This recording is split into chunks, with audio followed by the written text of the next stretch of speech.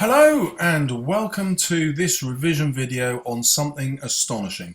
It's called the forgetting curve, and scientists who look at memory have discovered this wonderful feature that people haven't known for long. It's only really been discovered properly in the last sort of decade, and it's really going to help you with your revision.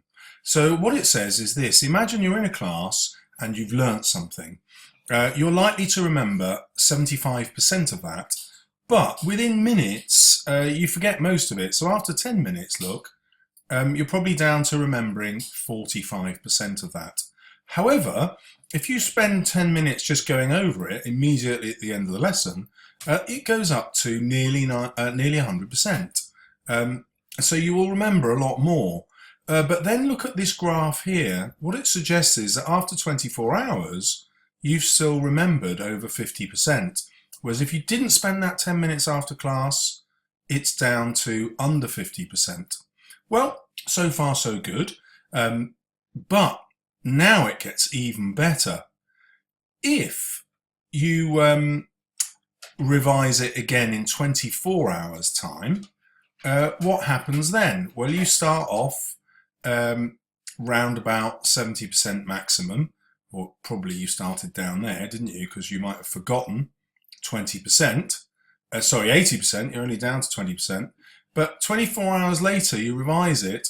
Your knowledge goes up to 98% again, but it falls off much more slowly. You forget more slowly still. So after a week, you've still remembered about 70%. But it gets even better than that. Because what the forgetting curve says is, well, don't keep revising every 24 hours, because if you did, yes, you learn like that, but you forget like that. So you keep forgetting. However, if you keep increasing the gap, so let's imagine you left it a week and then went back a month. I'm not suggesting you leave it that long, by the way, but just to illustrate, again, you've forgotten loads, but it comes up to nearly 100%. And then you forget much more slowly. You can see that line is going to be much shallower. So this is the lesson of the forgetting curve. When you've learned something, you've got to keep increasing the gaps between when you re-look at it and re-revise it. And I recommend to my students that they do it, say, 3 days, a week, another 10 days, then another 20, then a month. But you can see how this works. Now, this isn't just my advice. In fact, I would never have given that advice. It sounds bonkers, but it's not. This is exactly the science of how memory works.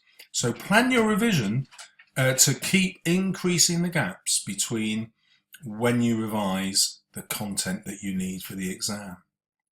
Well, good luck with your revision, but of course you don't need luck. Now, use the forgetting curve. Thank you for watching. If you'd like more, please subscribe.